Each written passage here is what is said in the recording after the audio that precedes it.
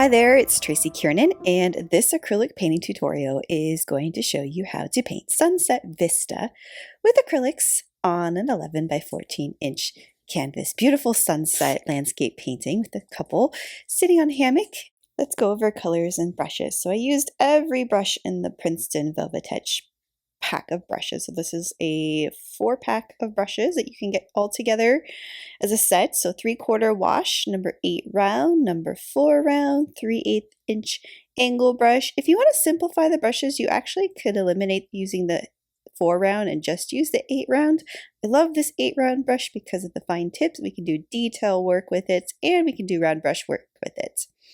Additionally, I use this 12 bright brush, and I love using this brush for clouds. If you have a brush that you like to use for clouds, you can use your own favorite cloud brush instead. Let's go over colors. These are Liquitex Basics acrylics. You don't have to use this brand. You can use whatever you have available. So we are going to be using medium magenta, Mars black, ultramarine blue, light blue violet, cadmium yellow light hue, titanium white, and Hooker's Green Hue permanent. I actually bought the 8-ounce tube of the green basics colors from Hobby Lobby last weekend, and it was $10 but then 40% off, which is actually a really good deal for Liquitex Basics. It was actually half the price than when you buy it on Amazon. So if you have a Hobby Lobby near you, look for sales on the basics colors, and a really good deal for that. We are going to go ahead and get started. Place your canvas in a horizontal position and measure 4 inches from the bottom of the canvas. This is going to be our horizon line for the landscape painting, and I'm using a T-square to kind of line up the bottom edge so that I can get a nice horizontal line across my canvas. You don't have to draw this line super dark, but I am pressing kind of firmly so that you can see it on the camera to see where it is. So everything above that line is going to be our beautiful sunset sky, and then everything below is going to be our water and land. We are going to go ahead and load our paint palette with the colors that we'll be using in the sunset. Light blue violet, titanium white, medium magenta, and cad yellow light hue. We will also be using a 3/4 flat brush to paint the first layer of this sky.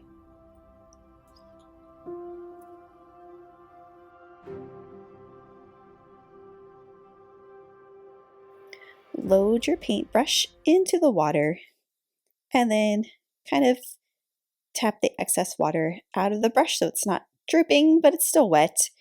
Grab a little bit of blue and a little bit more of white, so about 1 part blue to 2 parts white. Mix that together on the palette, but you don't have to mix the color all the way. Our entire sky is actually going to be going in this kind of inverted curve direction. So I'm going to start in the center top of the canvas and paint this pretty light blue color at the top of the sky, and I'm going in this kind of curved direction. So notice I'm actually loading my brush in more of that light blue violet and not necessarily all of that light color, the white mixed with the blue, just to get some color variation. So there's some darker streaks of blue in there as well as the lighter streaks. So I would say about 2 to 3 inches, if you're counting the space kind of in the middle where it dips down, is where we're going to do this blue.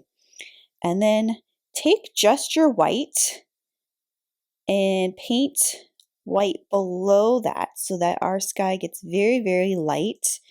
By using this titanium white in this area, it's going to help us blend and transition to our next color, which is going to be pink. So we have a layer, about like an 1.5 inch layer of white / super, super light blue color. And so it looks like this so far.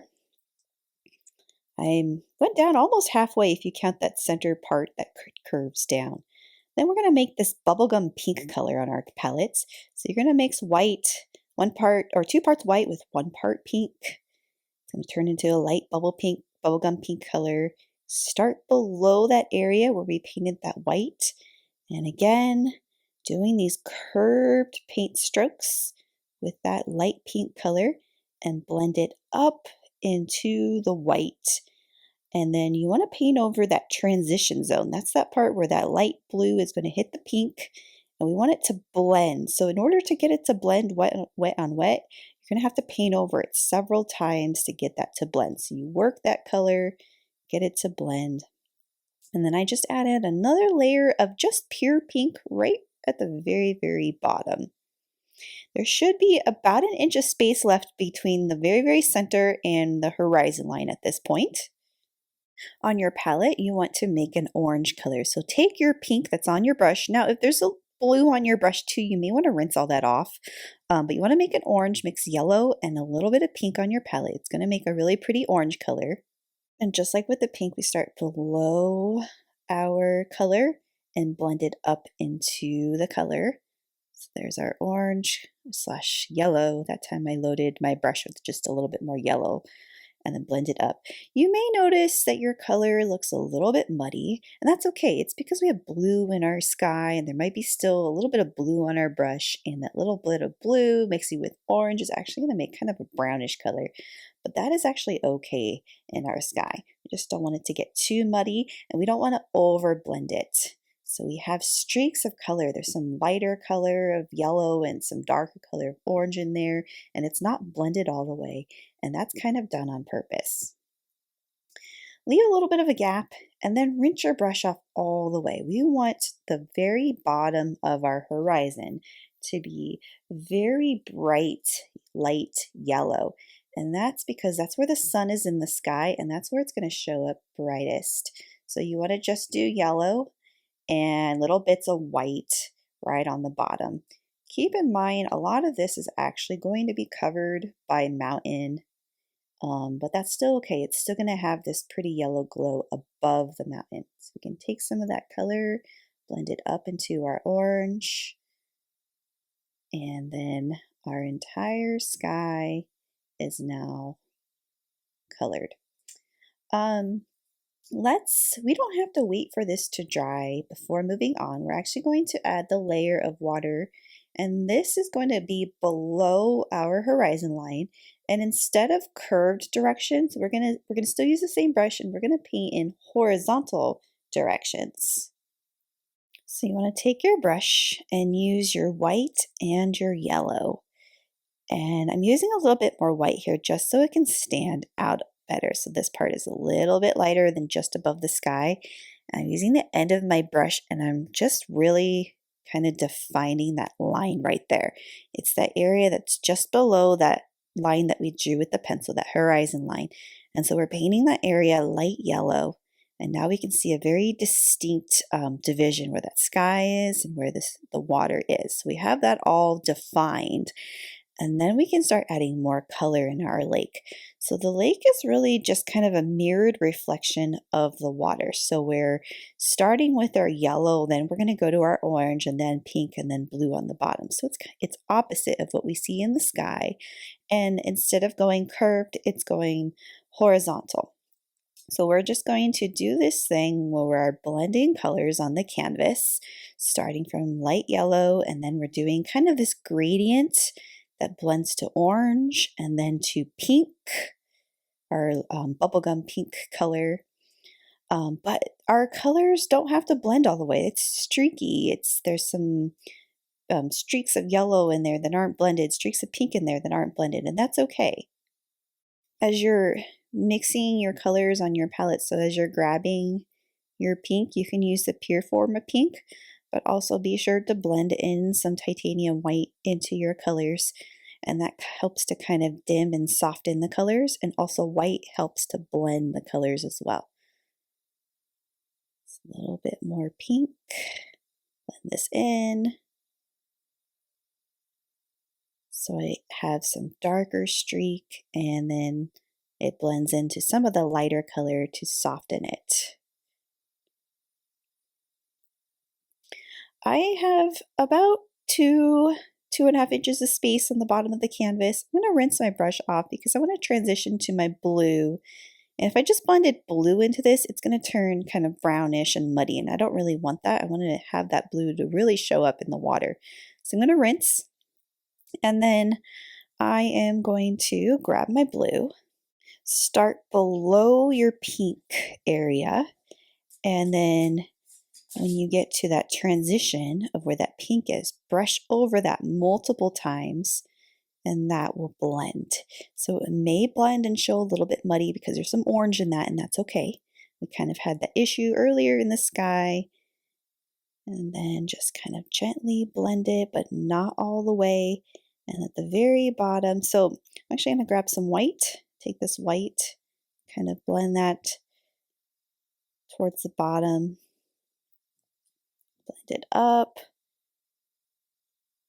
I'm not going to go over this too much, especially the area where that yellow and orange is. I don't want to cover that with blue. Kind of want to just leave that area alone, take some more blue, bring it all the way down to the bottom edge of the canvas. So at this point, we should have a pretty rainbow effect in our lake with blue at the bottom, kind of a pinkish color in the middle, orange and yellow way in the distance. I'm going to make sure everything is covered. Just bring this up a little bit on the sides, but leave the rest of it alone. And next, we are going to do our mountains. So if your sky is pretty saturated, you may want to wait for that to dry before going on to this next step. This next step involves mixing the colors for our mountains and then actually painting our mountains. So we have at least two, there's two mountain ranges. There's like a lighter color in the distance and a darker color in front. And that's how we can create depth in our mountains, by painting different shades of gray. And the mountains that are furthest away are lighter in color. The mountains closer become darker. I'm going to start with our lighter color first.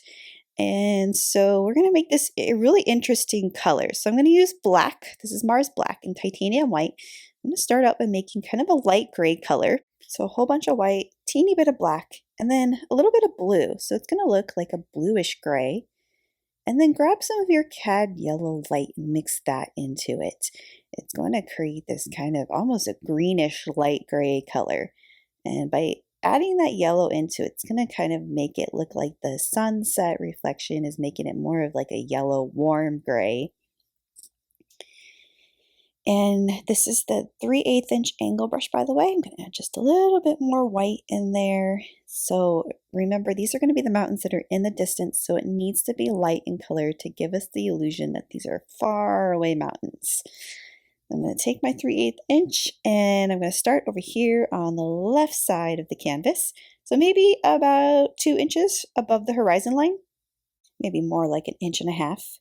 And then use your angle brush to draw your mountain range line. To get that kind of wiggly edge to it, you just kind of wiggle your hand.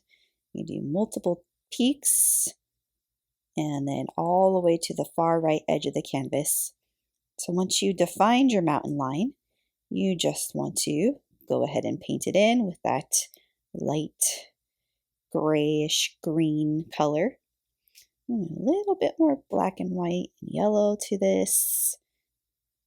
If you make more of the color because you didn't make enough and it's not the same color as you first made it, that's okay. It helps with the color variation when it just kind of mixes together on the canvas. So really just kind of filling it in using the angle brush, kind of loose wavy strokes going more horizontally, but kind of dragging my brush down on the angled part of the peaks. Then at the base of the mountain, I'm kind of painting more horizontal strokes. We're not going to detail these mountains up a lot. I'm going to grab a little bit more white. There is a gap that I left at the very bottom of the mountain, so a little slither of space. I didn't go all the way down because there's going to be another layer in front of this mountain range. So what I'm doing is I'm grabbing some of my black, and this is now becoming a darker version of that lighter version that I made. So same thing, mixing yellow and blue into your gray, but adding just a little bit more black this time, so it's 2 or 3 shades darker than our far away mountain range. So we're going to do the same thing again, and it's going to overlap. I'm going to take the brush and I'm going to line, kind of outline my mountain range. You may find that it's mixing with the back layer. So if it's mixing too much, maybe wait for it to dry a little bit and then do this step.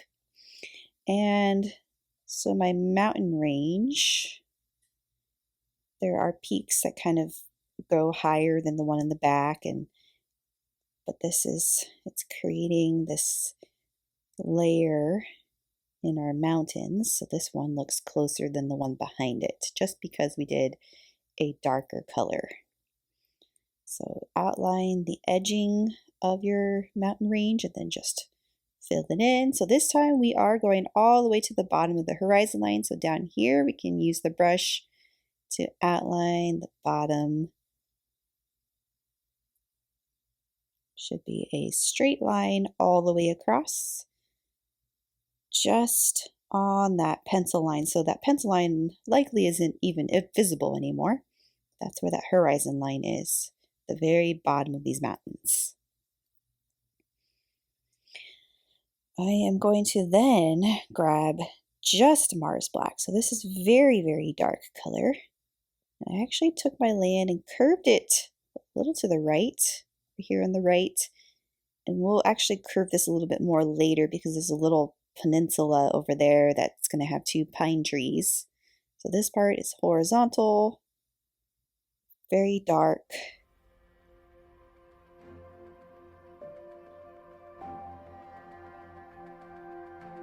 Make sure the edges of the mountains are nice and defined. If you want to, you can grab a little bit of light color and just add a few kind of highlights on one side of the mountain. So I'm grabbing a little bit of white on my brush and just on one side of the mountain kind of blending in lighter color. But we are not going to go into much more detail with those mountains because they are way in the distance and we have a lot of other things to paint in this landscape. So I'm going to rinse my 3/8 inch angle brush off, and I'm going to grab my 3/4 flat, and I'm going to do some reflection lines, very basic reflection line in the water. So take your 3/4 flat, and you want to, so I kind of watered down this gray. So it's the same gray that I used in the darker range of the mountain. And it needs to be kind of watered up color consistency or dry brush consistency. It cannot be super thick or dark. It should be see-through. So this is very watered down and not a lot of paint on my brush. So when I'm dragging this down, I'm just using the very end of the brush and I'm barely letting it skid the surface of the canvas. So it's very see-through, and I'm just dragging the full width of my brush down in vertical directions. And I don't want to cover that yellow in my lake. It's just going to barely kind of cover it, but you should still see yellow through that layer of paint.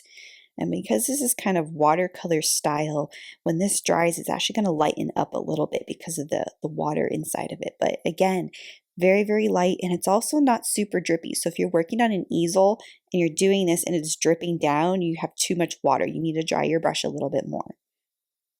So then I'm doing kind of the shoreline over here. So I'm using just black on the very, very end of my brush with just the black. And this is not watercolor consistency. This is just normal acrylic paint consistency. And so this is like the shore dark line defining that. So there's like a distinct dark line that goes all the way across on the base of the mountains. And below that, we have the reflection of the water. So then we're going to paint the little land area in the lower left of the canvas. So this is the land where the 2 aspen trees will be growing. We have grass here, and our hammock is going to be between the 2 trees. We're defining this land area with just Mars Black and the 3/4 flat. So I'm just using that to define kind of it doesn't go halfway, it's almost halfway to the center. The height of it on the left is almost halfway up the lake and it kind of dips down. The edges are kind of wavy. And you want to fill that in solid black. Don't worry about blending any other colors in it. It's just a basic silhouette shape of land for now. And then I mentioned earlier there's the part in the upper right where our 2 pine trees are going to be. We're actually going to define that land a little bit more. So right here, I'm going to bring this down. And it's just going to curve a little bit, dip down a little bit more off the canvas to the right. So that land kind of like a peninsula that sticks out into the water area. We will next be painting the sun, and let's go ahead and rinse our 2 brushes that we've been using, rinse those off. Then load your paint palette with some fresh titanium white. If your yellow has dried up by now, you'll need some new yellow on your palette as well. So these 2 brushes, I'm gonna rinse, set them to the side, and we will be needing our number 4 round brush. You can also do this with the number 8 round brush. So let's mix yellow and white together. This is already a really light yellow, so when you mix white into it, it makes it even brighter. So our sun is actually not right in the center. Your sun placement might be a little bit different from mine. You want to kind of imagine where the trees are going to be, and you don't want our tree to cover the sun. So instead of center, it's a little bit more to the right of center. And you're just painting a very simple, small circle.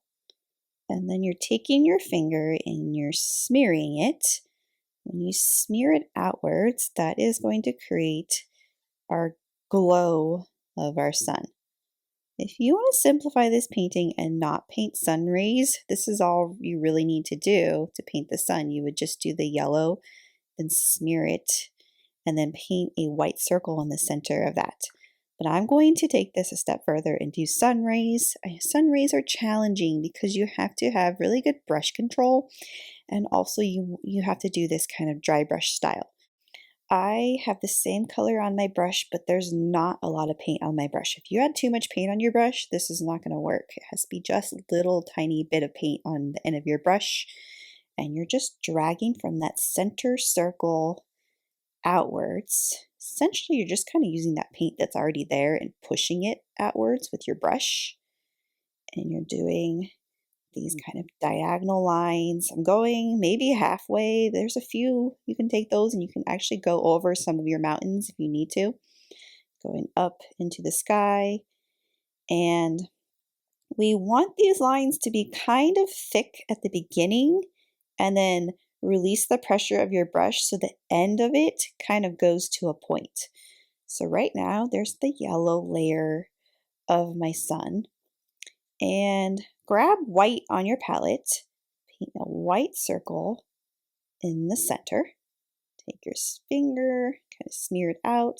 So now our sun looks very bright because we added that white layer. Now let's do the same thing with our rays. Take this white and drag it out. So some of these I created new rays, and some of them I took that white and kind of overlapped a portion of that yellow layer ray. But the same thing, you're just dragging this outwards. It needs to show up very, very lightly. Dry brush style, not super dark, not a lot of paint on your brush, and I created more rays. Notice how those rays are actually shorter than my first set of rays. I'm gonna go back, another layer of white for my sun. By adding that white in the center of your yellow circle, that allows that sun to show up super bright. I'm going to take that, paint it. I'm going to add a few more rays in the sun later in this painting, but I'm going to move on to the reflection lines in the water next. So this, we're going to start with our white. And just below where the sun is, I'm going to do these very thin white lines that are very close together in the water. And these are overlapping those vertical marks in the water, and that's kind of done on purpose to make it look a lot more like reflection. And then there's an area in the water that kind of gets bigger and more of the actual part where the sun is reflecting. So I am using a combination of the yellow and the white, and then very loosely doing left and right paint strokes. As I work my way down to the very bottom of the water, my paint strokes are actually thicker and further apart. But if I'm working way back here, they're very thin and closer together and smaller. So small in the distance, big in the front. So very thin, smaller, closer together as you work your way down, pressing harder with your brush, bigger strokes. And I know that my palette's not showing the full view here, but I'm just loading my brush in little bits of titanium white and little bits of the yellow. So I am doing the reflection lines kind of all throughout the lake. It's fun to do reflection lines everywhere. Just keep in mind that we really want to emphasize the reflection just under the sun. So that vertical column is more kind of profound under the sun. And if I'm working away from under where that sun is, I'm not doing as many lines, just a few lines. But down here, so this part is where that sun is reflecting, big bright white kind of globbed area in the water, but kind of in other parts of the lake, they're more sparse. Let me go back, take this. I want to actually make this reflection or this ray extend it out just a little bit further with the white. So again, you are holding your brush very lightly. Really, the point of this is to actually extend those rays out a little bit further with the white. Kind of brightens it up, but you want to make sure you're doing very thin lines, very light lines. You may find that the 8-round brush is actually more helpful for these because the 8-round has a thinner point to it, so you can actually have more control and create thinner lines with it. I'm using the 8-round for this. But I have not all the sun rays are the same length. It's kind of a pattern of long, short, long, short. I'm gonna go in there, kind of smear this a little bit more. And if I need to, I can add another layer of white in the center to make that sun very, very bright. I'm going to rinse my brush off and switch to the number 12 bright brush to do the clouds. Clouds are optional in this painting. Clouds are challenging, especially for beginners. So you can watch and try it, or you can skip the clouds altogether. I'm going to start by using the pink and the yellow to create an orange. There's a little bit of white in that as well. Wipe the brush off. So I always recommend using only little bits of paint on your brush when you're doing clouds. So you don't want thick layers. You want to do really thin, kind of dry brush style with not a lot of paint on your brush. So I'm taking this and kind of doing these sort of like cirrus style clouds at first using the tip of the brush. But then I'm going to form this sort of cumulus cloud over here on the right. To do that, I'm going to use the edge of my brush and paint small rounded paint strokes to create a little or kind of a big cumulus cloud over here on the right. And I think very, very loose and abstract with these clouds.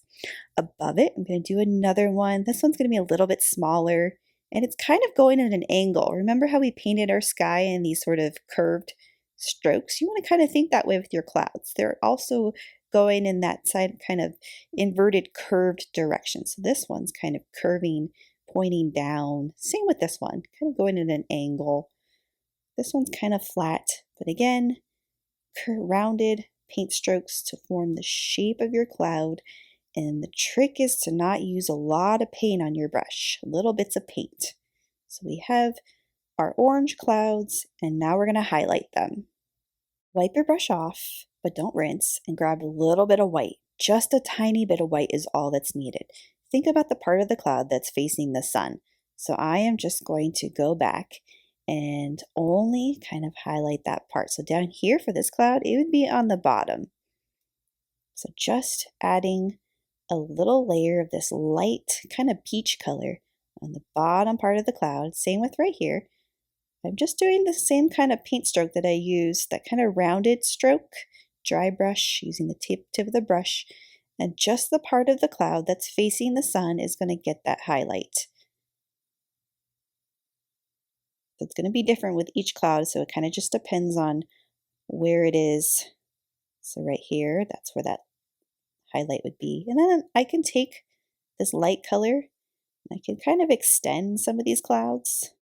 Next, I'm going to do another set of clouds, but I'm going to use pink instead of orange. So I have white, pink. I did not rinse the brush. There's still a little bit of orange on my brush, and that's okay. I'm going to do a few of these kind of high sort of stratus clouds with the pink.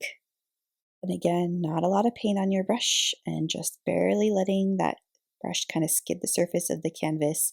And keep in mind that kind of curved direction that the sky layer was. We're going to do the same thing with the clouds. So they're also going in that kind of curved direction.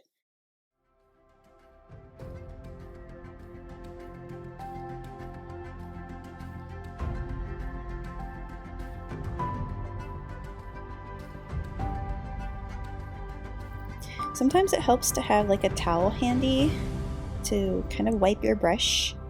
And this time, so I did wipe my brush, so now it's really just kind of smearing some of that paint that's still wet.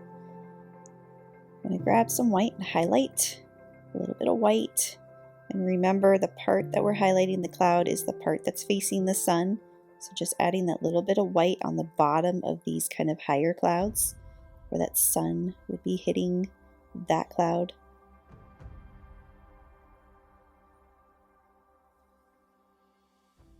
Next, we are going to paint the aspen trees of the painting. So we're going to use the color titanium white and the number 4 round brush. You can also do this with the 12 brights or whatever brush you feel most comfortable with. So I'm going to start with the tree on the left. So our aspen trees are going to be kind of curving a little bit to the right and then kind of bending a little bit to the left.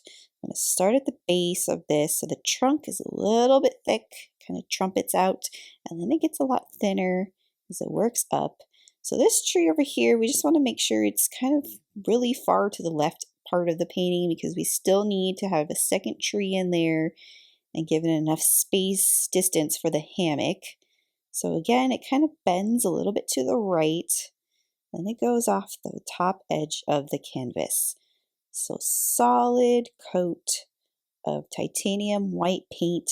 We're not shading, we're not highlighting anything, it's just solid white. You want to kind of pay attention to the edge of the tree. It doesn't have to be completely straight. It's a little bit kind of wavy on the edges. But see how it just kind of bends a little bit towards the right. And then our next tree, we want to be really careful with this tree because we want to fit a hammock. So it's got to be kind of a good distance apart, but also we don't want it to cover our sun. Just making the base of this tree on the left a little bit thicker.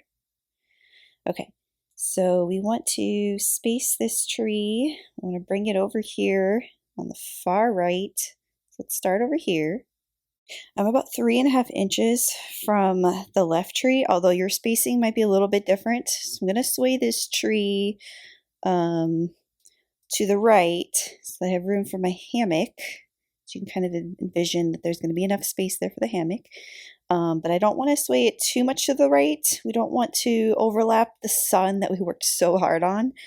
So I can kind of decide, so when I'm over here, I can kind of decide to kind of bend it more to the left and maybe go vertical.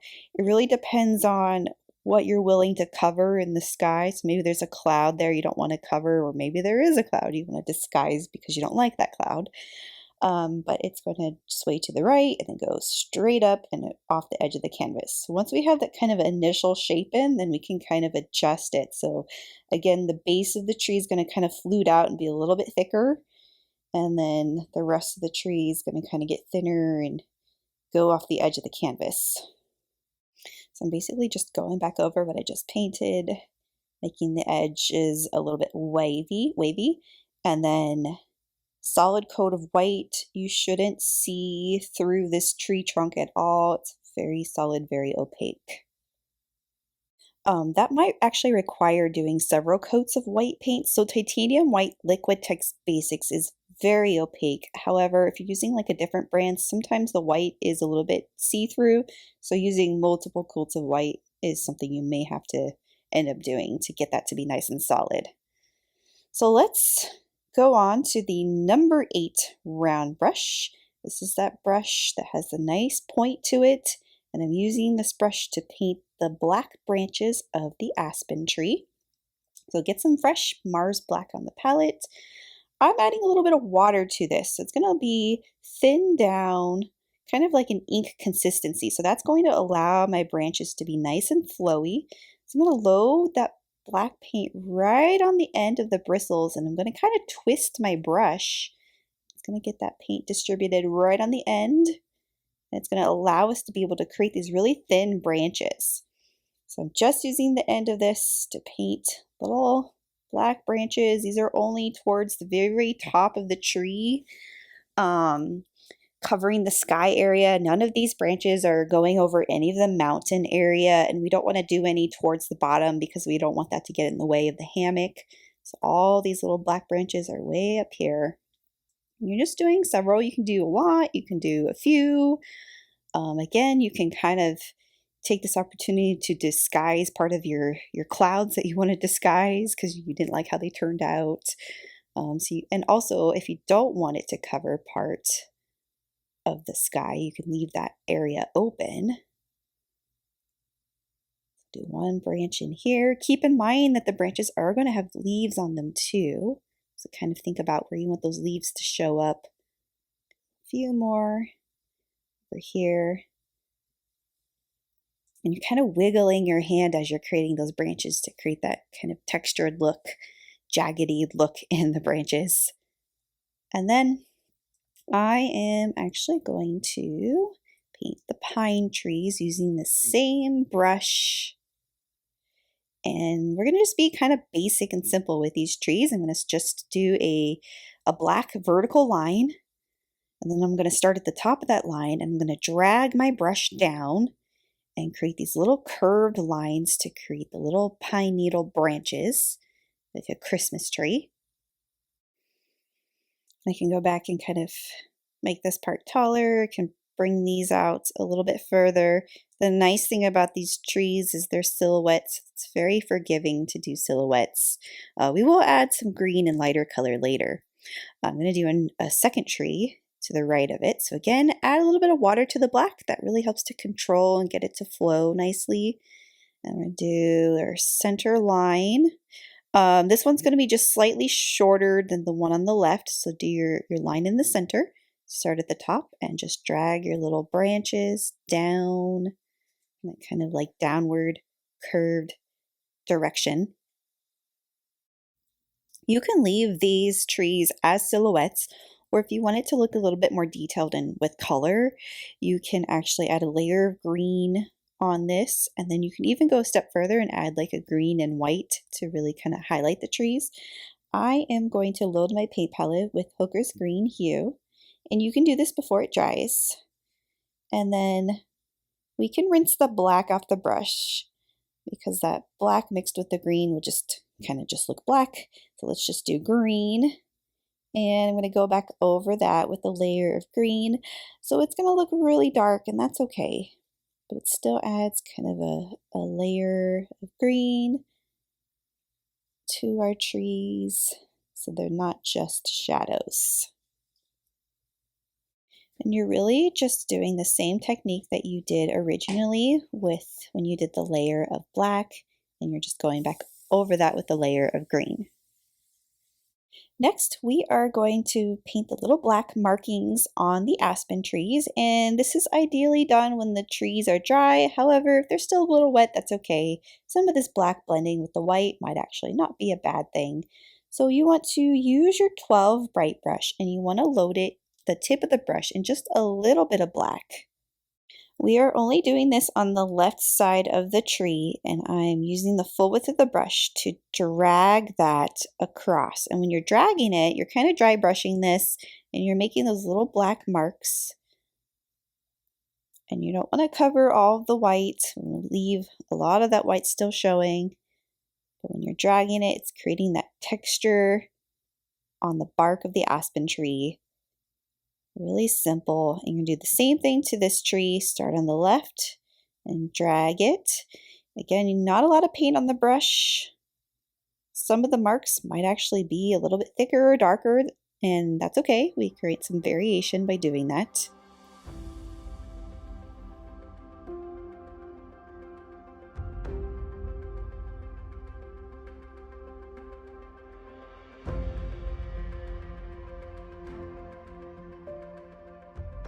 Then rinse the brush, and this is optional, but we can take this a step further and grab the 8 round brush, and I'm just going to do like these are just little notches, little markings kind of in the center area of the trees. Gives it a little bit more variety.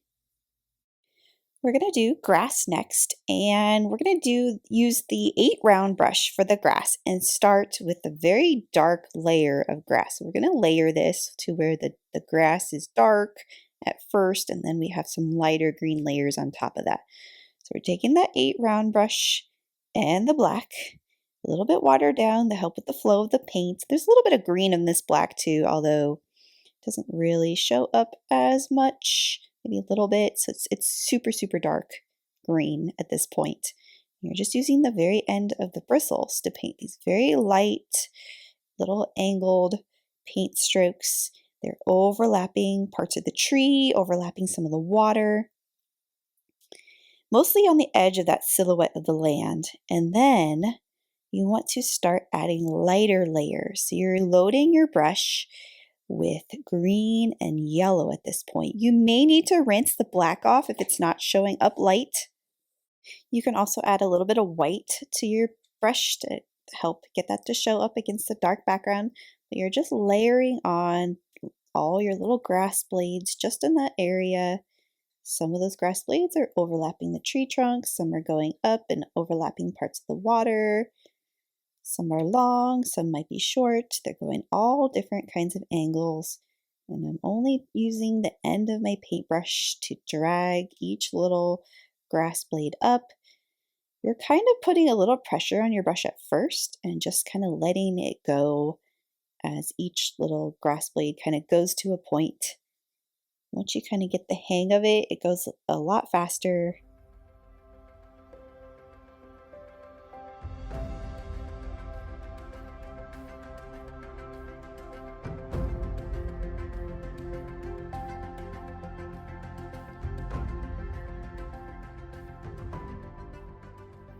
This next step is very simple. We're going to paint the little rounded leaves that are in the tree, and I'm going to switch to the number 4 round brush. And I'm just going to start with the green. So this is just the Hooker's Green Hue. It may have some yellow mixed into it, a little bit of black on the palette, and that's okay. We just want our first layer of leaves to be green and a little bit dark. So if you want to, you can mix a teeny bit of black into it. And you're just pressing down with your brush to create little rounded leaves all throughout the branches. So all of these are just on the ends of the branches. So you can decide how full you want your tree to be. This is another incident where you can decide if you want to cover up some of the parts of the sky, or you can allow the parts that you really like about the sky to really show through those leaves so it's not covering it up. So I did a layer of green, and then I'm going to grab some of my yellow, my Cad Yellow Light. This is going to mix with the green that's already on my brush, and I'm just, again, kind of stamping the end of my brush to create these little rounded paint strokes. They are kind of thick, and just making little bundles of leaves all throughout the branchy area.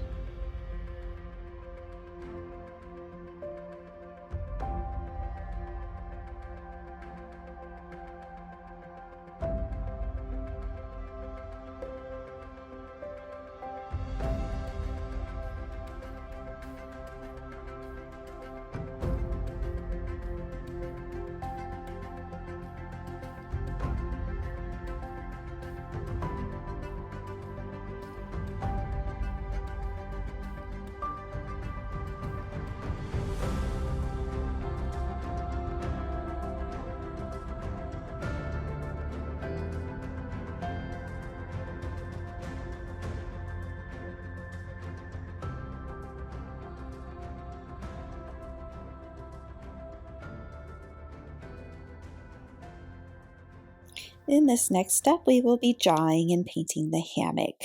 And you want to make sure everything in the hammock area is dry before you do this. I'm going to use a white chalk pencil to draw the hammock. If you feel confident enough, you don't have to draw it. You can just paint it in. But sometimes I like to just kind of draw it first to know what I'm doing. So the little strings at the top tied to the tree, and I put the ties just above the horizon line, so they're sort of overlapping where that mountain is, but they're tied to the trees. So you do a little tie and then like a little banana shape dipping down.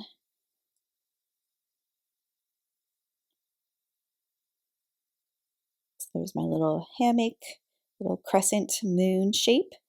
And then we can I'm going to use the 8 round for this so I can go in there and do some fine detail with this. So do the little string part that's attached to the tree with the black. And then I'm going to paint the whole hammock black. But before I paint it in, I'm going to go and outline what I just drew with the pencil to make sure I have the shape the way that I want it. So this hammock's going to look like a silhouette at first, but then we'll add color to it. I'm going to bring this down and define that entire shape and then fill it in solid black.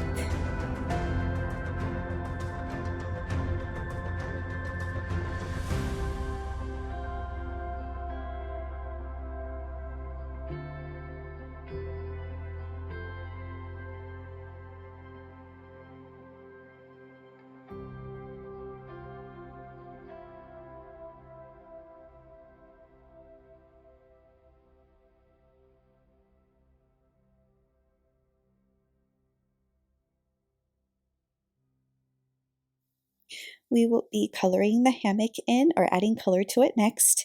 And this is Ultramarine Blue, the first time this is making an appearance to our paint palette. Use the number 4 round brush and paint in a curved direction.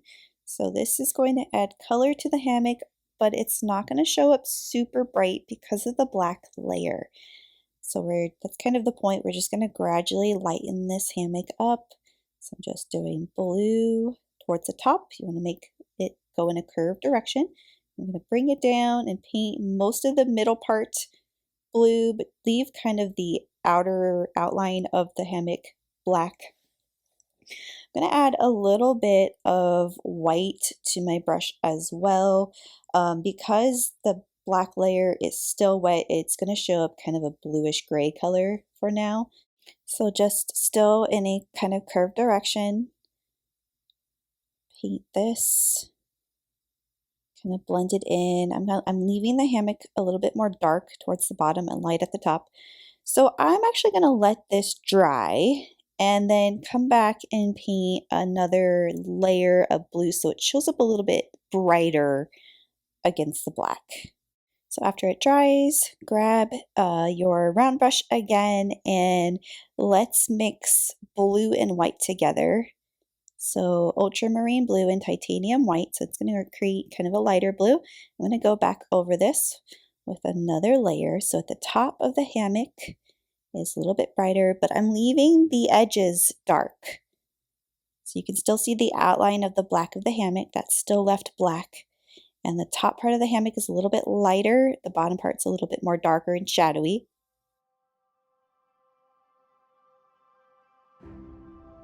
I'm going to grab a little bit more white, and towards the left and right side, I'm just going to kind of drag these lighter colors on the left and right.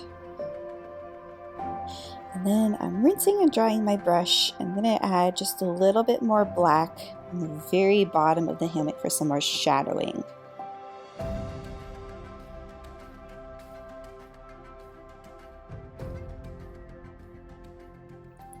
Next, I am going to use the white piece of chalk to draw the couple sitting in the hammock. The nice thing about this is that they will be silhouettes, and silhouettes are very forgiving, especially when we're drawing people figures, which can be kind of challenging. So I'm going to start by drawing an oval head, simple kind of neck, and then kind of shoulders that are dipping down. And then this one is kind of implied to have like long hair, so you don't really see the neck. Of course, you can change this to any kind of figure. If you want a ponytail or a different hairstyle or hat, you are welcome to change that. So two very basic drawings of two people sitting in a hammock. And then when you're done with the drawing, you can paint this in. And of course, we are definitely able to adjust our drawing as we're painting this in. So I'm going to use the number 4 round brush to paint the couple in solid black. Starting with the oval and then down for the neck, over for the shoulders, and then to the side, and it kind of disappears into the hammock. Since they're sitting side by side, their shoulders just kind of mesh together. You can see what I mean, how silhouettes are very forgiving. I don't have to detail this up and make it look realistic. Do little tiny paint strokes at a time. And then the oval on the left, down, and then over for the shoulders.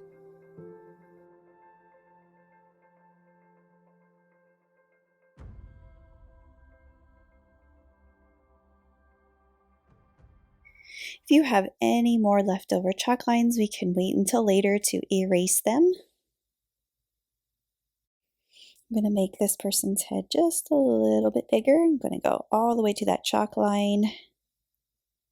And then I'm going to actually do a little bit more shadowing on the hammock. So if they're casting like maybe a little bit of shadow behind in this area on the hammock, but I don't want to make that too dark because I don't want it to blend in too much with the silhouette. And then what I like to do with these silhouettes is add a white highlight to them. It kind of gives it this backlighting and it makes it more than just a flat shadow. So this is kind of advanced. You don't have to do this if you don't want to. I'm going to rinse my brush and just grab the titanium white. And I'm just going to do this on the right side of each of the figures. I'm just going to kind of loosely outline the right side. And it gives it a little bit of highlight on the shadow. It gives it some dimension. Now we're at the part of the painting that's really just final touch-ups. So I'm going to do a few more things. I'm going to add more leaves to the tree. This is optional. So I'm going to take my round brush and some more green and just fill up these trees a little bit more.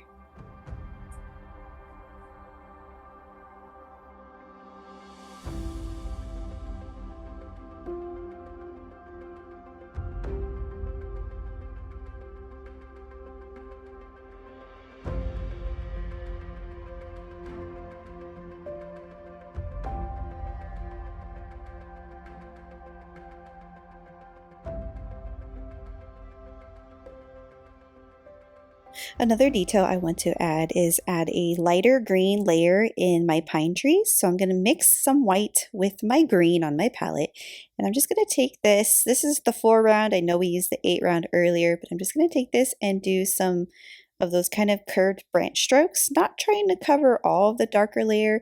But I'm adding this lighter layer to those trees, and that gives that a little bit more dimension while still making them dark colors. Then I'm going to use that same color. So this is just green and some white. And I'm just going to kind of loosely paint, maybe get some darker color in here since the trees are dark. So more green, maybe a little bit of black too. I'm just going to do some loose reflection of these trees in the water.